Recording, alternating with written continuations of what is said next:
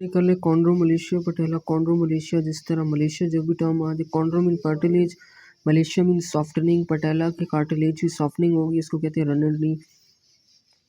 अब पटेला का cartilage soft हो गया लेकिन उस पर ही 4 मसल की इंसर्शन हो रही थी क्वाड्रिसेप्स फेमोरस की जिसको कहते हैं quadriceps femoris vastus medialis lateralis intermedius biceps femoris. Pain किधर होने लग जाएगा पटेला में होने लग जाएगा। और हमारे पास अगर पटेला की सॉफ्टनिंग हो गई है किस तरह भी हो सकता है direct blow to the patella direct blow हो जाए पटेला पे और एक्सट्रीम फ्लेक्शन ऑफ नी से भी डैमेज हो सकती है क्योंकि पटेला के ऊपर 4 टेंडन जो लग रहे थे इनका काम होता है एक्सटेंशन ऑफ नी करवाना। अगर हम लोग बहुत ज़्यादा फ्लेक्शन करवा लें तो एक्सटेंशन नहीं होगी इस वजह से एक्सटेंशन नहीं फ्लेक्शन ज़्यादा फ्लेक्शन करवाने से डैमेज हो जाते हैं कॉन्ड्रोमलेशिया पटेला। अगला आता है हमारे पास बहुत ही इम्पोर्टेंट है क्लिनिकल उसके कहते हैं एबनॉर्मल ऑसिफिकेशन ऑफ पटेला। पटेला की एबनॉर्मल ऑसिफिकेशन हो जाएगी। पटेला जो होता है हमेशा ये जो अराइज करता है more than one primary centre से जो प्राइमरी सेंटर मिल के हमारे पास एक पटेला की बोन बना देते। पटेला जो बर्थ में होता है ना वो कार्टिलेजिनस होता है कार्टिलेज होता है फिर ये 6 साल के बाद बनता है जहाँ ठीक है। और ये प्राइमरी सेंटर होते हैं प्राइमरी सेंटर में पता है बोन की जहाँ से ऑसिफिकेशन शुरू होती है बोन की ग्रोथ शुरू होती है ठीक है। तो कुछ लोगों के अंदर ये जो ऑसिफिकेशन सेंटर होते हैं ना ये बनाते तो एक हैं लेकिन ये 2 पटेला बना देंगे तो इसको हम लोग कह देंगे बाय पार्टाइट और ट्राईपार्टाइट पटेला ट्राईपार्टाइट एंड बाईपार्टाइट पटेला। और जो सर्जन होगा कंफ्यूज हो जाएगा एक्सरे देखे कहेगा इसको तो 2 पटेला हुई है 2 पटेला नहीं हो समझेगा फ्रैक्चर हुई है पटेला लेकिन जाहिर है उसका 2 बनी हुई है ठीक है। बहुत इंपॉर्टेंट है पटेला टेंडन रिफ्लेक्स इसको कहते हैं नी जर्क रिफ्लेक्स क्योंकि पटेला का टेंडन बिल्कुल नी पे होता है इसलिए हम इसको कहते हैं नी जर्क रिफ्लेक्स। इसमें क्या किया जाता है पटेला को ऊपर कौन से 4 मसल लग रहे थे क्वाड्रिसेप्स फेमोरस के कौन सप्लाई करते फेमोरल नर्व इसको फेमोरल नर्व की चेक करने के लिए यूज़ किया जाता है। L2 से L4 स्पाइनल सेगमेंट्स को चेक करने के लिए यूज़ किया जाता है। जैसे ही हैमर मारेंगे इधर पटेला के टेंडन पे जो पटेला के टेंडन पे क्वाड्रिसेप्स फेमोरस का क्या फंक्शन है एक्सटेंशन ऑफ नी जॉइंट करते हैं। अगर एक्सटेंशन ऑफ नी जॉइंट हो जाए आगे की तरफ चला जाए इसमें से आप लोगों ने एक बात याद रखनी है कि डॉक्टर होगा आपको हैमर मारेगा आपने लात उसके मुंह पे मारनी एक की वर्ड है ना ठीक है। तो इसको लात मुंह पे मारने का मतलब एक्सटेंशन हो जाएगी नी जॉइंट की ठीक है। यहाँ पे बात लिखी हुई है extension of the leg and knee joint if not अगर एक्सटेंशन नहीं होती तो इसका मतलब है फेमोरल वेन में कोई डैमेज हो गया कोई मसला है। ट्रांसप्लांटेशन ऑफ ग्रेसिलर ट्रांसप्लांटेशन में यूज़ किया जाता है। कोई अपर लिम्ब का मसल वो हैंड का मसल को ख़राब हो गया काम नहीं कर सही से तो ग्रेसिलस मसल को हम लोगों ने उतार लें। पतला सा लंबा सा मसल होता है वीक सा होता है एडक्टर मसल है उसको उतार के लगा सकते हैं तो ट्रांसप्लांटेशन का। ग्रोइन पुल क्या होता है groin is a region upper part of the thigh and lower part of abdomen को ग्रोइन कहते हैं। ग्रोइन ये ऊपर वाला पोर्शन है यहाँ से ही तो हमारे पास जो क्वाड्रिसेप्स फेमोरस के मसल्स होते हैं एडक्टर कंपार्टमेंट के सॉरी क्वाड्रिसेप्स फेमोरस एडक्टर नहीं है एंटीरियर कंपार्टमेंट के मसल्स जो होते हैं वो क्या होते हैं यहाँ से ऑरिजिनेट कर रहे होते हैं। तो इसमें और फ्लेक्सर कंपार्टमेंट के भी मसल्स होते हैं ना ऑरिजिनेट कर रहे होते हैं यहाँ से। तो इसमें क्या होती है ग्रोइन के जो मसल्स होंगे पुल हो जाएंगे तो pulling of the adductor compartment and flexor compartment muscle is called the groin pull ठीक है। और फिर ये पुल हो जाएंगे तो क्या हो जाएगा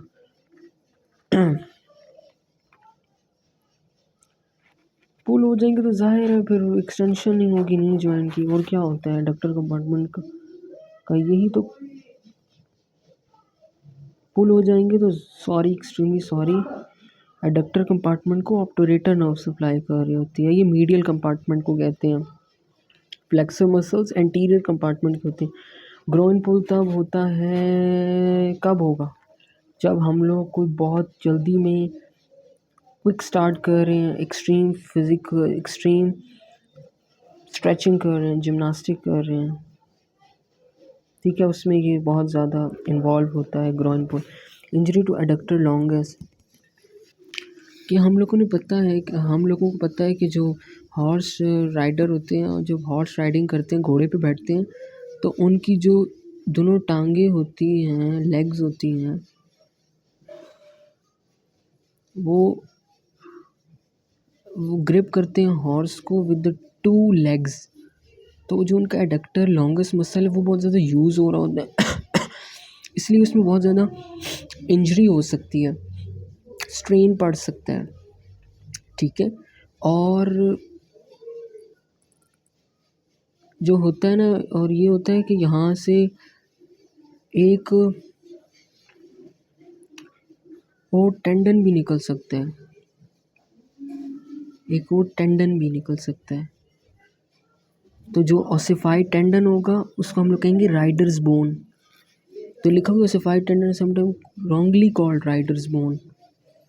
वो कहा जाता है कि बोन निकल आई, ये बोन नहीं निकलती, एक वो टेंडन निकल आता है एडक्टर लॉन्गस का। तो लोग जो होते हैं, लोग कहते हैं कि बोन निकल आती है तो इसको राइडर्स बोन कहते हैं, लेकिन रॉन्गली मिसकंसेप्शन है, ठीक है। फेमोरल आर्टरी की पैल्पेशन किधर करनी है? जो हमारे पास छोटी वाली उंगली है, लिटिल फिंगर है, उसको एंटीरियर सुपेरियर स्पाइन पे रखना है। थंब को किधर रखना है? प्यूबिक ट्यूबरकल पे। और जो पाम ऑफ द हैंड होगा फिर वो उस पल्स को मेजर कर लेगा। और compression of the femoral artery भी इस रीजन में करते हैं, ठीक है। कंप्रेशन किस लिए करेंगे कि हम लोगों ने ब्लड फ्लो रोकना है लोअर लिम्ब में, क्योंकि फेमोरल आर्टरी आगे पॉप्लिटियल आर्टरी बन जाती है, उसी की कंटिन्यूएशन होती है, तो हमने रोकना चाहते हैं फेमोरल आर्टरी को, ब्लड को। तो हम लोगों ने क्या करेंगे? कंप्रेशन करनी। कंप्रेशन किस तरह करेंगे? इसी जगह पे करेंगे, दबाएंगे। किस जगह को दबाएंगे? प्यूबिक क्रैमस को। ये देखें डायग्राम में देखें, ये फेमोरल आर्टरी है ये इधर है फेमोरल आर्टरी, तो ये नीचे है प्यूबिक रैमस। इसको दबाएं इस जगह पे, यही वाली बिल्कुल साइट है ना, यहाँ पे तकरीबन यहाँ पे ही होगी। प्यूबिक ट्यूबरकल है तो प्यूबिक रैमाई बिल्कुल करीब ही होगा इसके। देखिए ना, प्यूबिक ट्यूबरकल है और प्यूबिक रैमाई करीब ही है, इसी जगह पे करते हैं compression of femoral artery. Laceration of the femoral artery क्या होती है कि जो भी हम लोग का अगर कोई रप्चर हो जाए, ट्रॉमा हो जाए, इंजरी हो जाए, तो फेमोरल आर्टरी डैमेज हो जाती है, क्योंकि ये सुपरफिशियल होती है, स्किन में साथ कांटेक्ट होती है, इंटैक्ट होती है। तो फेमोरल वेन के साथ साथ ही हमारे पास फेमोरल आर्टरी भी चल रही होती है ना, तो इस वजह से अगर फेमोरल आर्टरी डैमेज होगी तो फेमोरल वेन भी डैमेज हो जाएगी।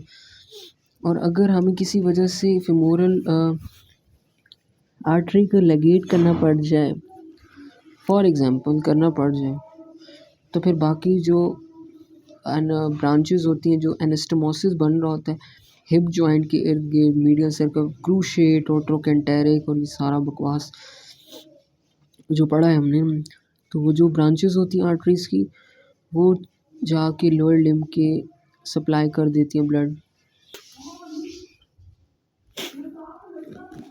सेफनस वेरिक्स नाम से ज़ाहिर है, ग्रेट सेफनस वेन की अगर डायलेशन हो जाए terminal part of, if there dilation of terminal part of the great saphenous vein near the femoral triangle,